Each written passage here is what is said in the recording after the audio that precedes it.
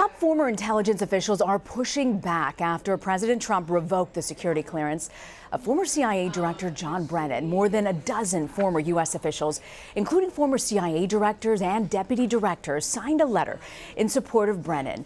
In it, they called Trump's decision to revoke his clearance inappropriate and deeply regrettable. They go on to say that the president's action has nothing to do with who should and should not hold security clearances and everything to do with an attempt to stifle free speech. Well, this comes after the retired admiral who actually led the raid on Osama bin Laden raised his own voice of disapproval. William McRaven wrote in the Washington Post Thursday, I would consider it an honor if you would revoke my own security clearance as well. Today, President Trump responded. I don't know, McRaven. I know that I've gotten tremendous response from having done that because security clearances are very important to me. Very, very important. And I've had a tremendous response for having done that. If anything, I'm giving him a bigger voice. Many people don't even know who he is, and now he has a bigger voice, and that's okay with me because I like taking on voices like that. I've never respected him. I've never had a lot of respect.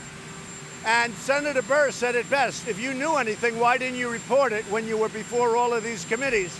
Well, joining me now, Lewis Nelson. He's a political reporter for Politico. Okay, Lewis, so what's the message that this is sending to these former officials? And I mean, the intelligence community really is pushing back here. Yeah, it's really striking, the letter that came out yesterday and then the addition this morning that former Secretary of Defense Robert Gates signed on to it as well. It's a very striking letter from Republican intelligence officials that served in Republican administrations, intelligence officials that served in Democratic administrations as well, pushing back with one voice, even though they note in the letter that they don't all necessarily agree with what John Brennan has said, but they do agree that he ought to be able to say it without repercussion from the president. I mean, the list is just astounding. I mean, as you mentioned, from both political parties, people who, as you said, might not have agreed with Brennan, but are coming forward saying this isn't right. Does the intelligence community have any sort of recourse or ability to push back against the president? I think you're seeing the biggest pushback, or the potentially the strongest option that they have right now is to be very public. I think it carries some weight when individuals from the intelligence community, whose names are a little bit fairly well known, heads of the CIA, former deputy heads of the CIA, things like that you might have heard of in the news, but who don't typically speak out. I think it can be lost sometimes that this sort of this wave of intelligence officials, people like Michael Hayden, like John Brennan, Jim Clapper, who have sort of become pundits, that's not terribly common. Intelligence officials don't tend to get in front of TV cameras very often, but they have during the Trump administration, and I do think it can carry some weight since they don't often do it or haven't historically. You know, the president again today connected the Russia investigation, calling it to a rigged witch hunt. What do you think it would mean if the president continues to revoke security clearances from officials who were actually involved in the probe? Well, I think it would seem to me that there's probably a line to be drawn between individuals who were involved with the Russia investigation. That's people like John Brennan, who hasn't been working for the government, has been out of government service for 19 months or something like that, and people who are currently involved. If the president were to, say, for instance, revoke a security clearance of Robert Mueller, or people who are currently working on the Russia investigation, that would seem to me to be a completely different animal than the steps he's taken so far. Yeah, you know, I also want to ask you about the president today saying that he suspects he'll be taking Justice Department lawyer Bruce Ohr's clearance very quickly. Just remind us again, who is Bruce Ohr, and why does the president have this beef with him? So Bruce Ohr is a former official at the Justice Department. I think he's a former deputy attorney general, I believe, whose wife worked for Fusion GPS. Fusion GPS is that firm who was contracted by the Democratic National Committee and by the Clinton campaign, and earlier before that by Republican presidential candidates to generate opposition research on the president. That's where that Steele dossier came from. It came from that former British intelligence agent It was created by him at the behest of Fusion GPS, which was working at the behest of the Clinton campaign and the Democratic National Committee. All of this for the president constitutes this Russia collusion that he always says, it's not me. There's no collusion on our end. He always says it's always the Democrats. Those are some fairly tenuous ties, if you want to be generous. But that's the argument the president has continued to make. And meanwhile, I've got to ask you about the president canceling a military parade that he wanted this fall. He's blaming it on high costs from local politicians. We know D.C.'s mayor fired back, saying that it would cost her city more than $21 million. There were some reports that could be as high as $90 million in total. I mean, do you get the sense that officials putting this proposal together up the price tag so the president would just not be able to do this?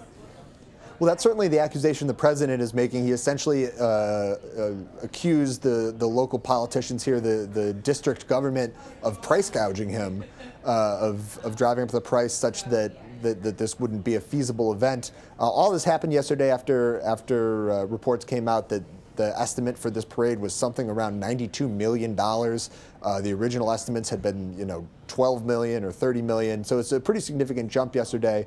And you saw the whole event sort of crumble once that report came out about what the actual price tag was going to be.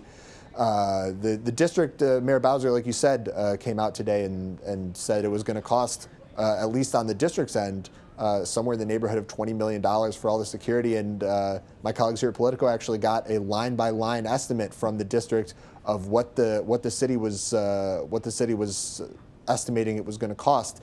It's a pretty hefty price tag for a parade. But he's still suggesting there's going to be a big parade. It'll be at Andrews Air Force Base on a different date and going to Paris. What can you tell us? What do we know about those details? So the Andrews Air Force Parade, I'm not totally aware what parade that's going to be about. The president did say he's going to go to Paris for Veterans Day this year to mark the 100th anniversary of the end of World War I. That's what this Washington parade was going to be. There was going to be a big parade down Pennsylvania Avenue on the same day, marking the end of World War I, the 100th anniversary of it, rather. And so now he'll just go to France and presumably maybe be on the Champs-Élysées instead of Pennsylvania Avenue. All right.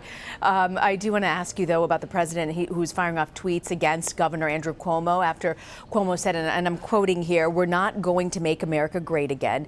It was never that great." Was that a gaffe by Cuomo? And what does the president gain from attacking the governor at this point? I think unquestionably you could probably categorize it as a gaffe. Governor Cuomo said as much today. I think he walked back that comment and called it inartful or unartful or something like that. Tried to walk back that statement. I don't think that's going to stop the president from continuing to hammer him over the little turn of phrase, trying to turn "Make America Great Again" into saying that America was never really that great to begin with. The president seems pretty likely to keep hammering him with that. Okay. Lewis, I've got to ask you about this. It's like the story that keeps on coming up every day. The New York Times is reporting that Omarosa may have as many as 200 more recordings. Good God. What does this mean for the president and for his administration? Are we going to keep hearing tapes every single day until elections? Boy, in the words of James Comey, I mean, Lordy, I hope there are tapes. I'm sure that, not that I hope there are tapes, rather, but I think opponents of the president certainly are optimistic or are hoping that there are more tapes. Because I think this has created a big stir in the White House. I think that there's a lot of fear of anybody who might have had a conversation with Omarosa that conversation was recorded, that you're going to be thrust into the spotlight in the way that Lynn Patton was. For that conversation in that tape about whether or not there was a recording of the president using a racial slur, things like that. Recordings of the president have been damaging. You can think back to the campaign, the Access Hollywood tape. He's had to deal with this for a long time. There's always been rumors about tapes from The Apprentice and things like that. But was it, Lewis, has it really been damaging to the president? These tapes come out, they don't make a dent. I mean, are we really learning new revelations in these tapes? I mean, do they warrant the coverage we're giving it? Well, no, I think so. That was the point I was about to make. I think that to this point, at least, Donald Trump has sort of been Teflon Don with a lot of this stuff, and it hasn't touched him. I do think there's concern that maybe Republicans running in midterm elections might not be quite as Teflon. That armor doesn't translate to the rest of the party, people running in House races and things like that. And I do think that there's, it's sort of like the WikiLeaks emails and the Podesta emails that came out during the campaign. It's just this sort of constant drip, drip, drip, drip, drip that can end up creating, a much longer and much more devastating, storyline that, doesn't seem to ever go away. It sort of feels like the audio version of the politics of Page 6 or something. Every day we see the newest recording, Louis. I want to thank you so much for joining us. Louis Nelson from Politico. It's a pleasure.